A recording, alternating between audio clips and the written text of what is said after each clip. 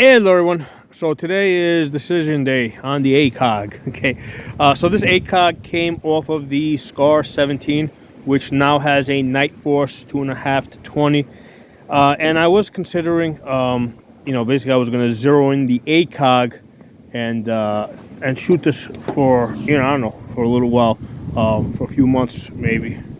And the decision that I made is like, you know what, this really isn't the best option. Okay, and I'm going to tell you guys why. I think I'm going to go back with the original setup, which was the holosun 503G. Oh, let me make this a little bit brighter. There you go. I might have to try and get this into focus because this has a bullet drop compensator in it. You have to look at it with a magnifier in order to see the detail. It's a little too bright there.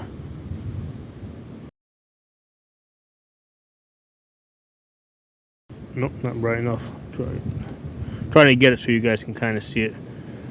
So so basically this is going to work in conjunction with the magnifier. Now this one's a 3x, but I also have a Vortex 6x, and it really makes a lot more sense because with the ACOG, I'm kind of like stuck with a 3 power, right? Because this is actually 3.5 power, and it's about the same weight and the same size as this combination here. But with the ACOG, now if because this is 3.5 magnification, if you want 1x, now you got to piggyback like a pistol red dot on top of that. So now you're adding more weight and more snag hazard, and it's just not making any sense. It just doesn't make any sense. I think I hate to say it, but I think in this day and age, I think the ACOG is really outdated. I mean, the one thing I like about the ACOG is that it has the fiber optic, right, which I now have covered with this blue tape, and it doesn't require a battery, right? But that comes with its own problems, right? Because if you're working with this in 3.5 power, right, you can kind of get it to work in CQB distance if you take the tape off, and then it's like nuclear bright, and then what you're doing is like you're looking at the target with your left eye, and then you're looking, you're able to pick up that nuclear bright reticle with your right eye, and that kind of works. But then if you go to a target at further distance, now it's too bright. Okay, so for most of my shooting, I have to put the blue tape here, and I have to double up on it.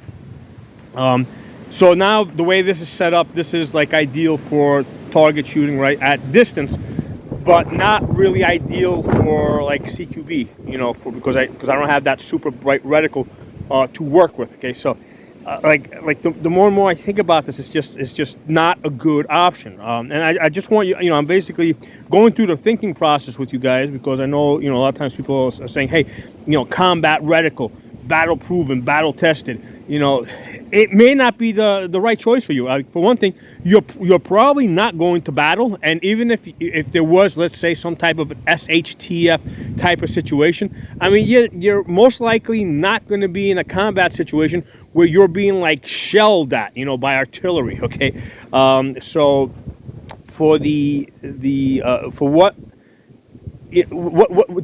you're most likely to experience in an SHTF type of situation, I don't think the ACOG is the correct solution. Okay, I think that this is a much better solution, especially when you've got this ACSS reticle, which has the built-in bullet drop compensator.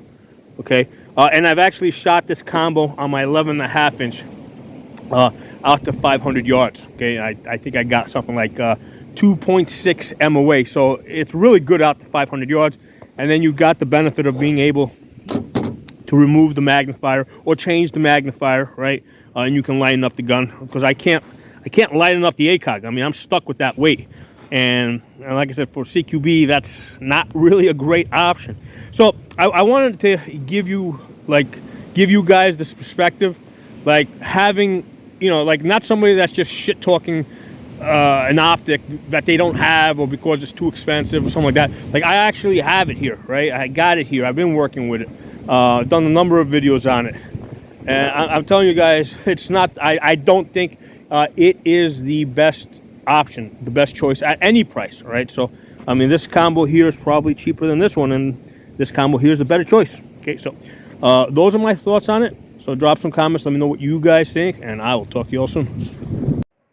Hey, I want to also share one additional thing about the fiber optic, which I actually really do like because it doesn't use the battery, right? But in addition to like not being able to set the brightness level to what you need, you're gonna run into a problem if you're like in a shady area shooting into a sunny area.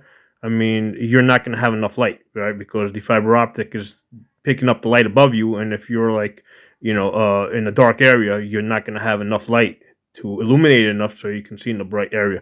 So that's one of the issues with the fiber optic. It'd be nice if they had like an LED light in there, maybe it was hooked up to a battery that you can get additional power if you needed.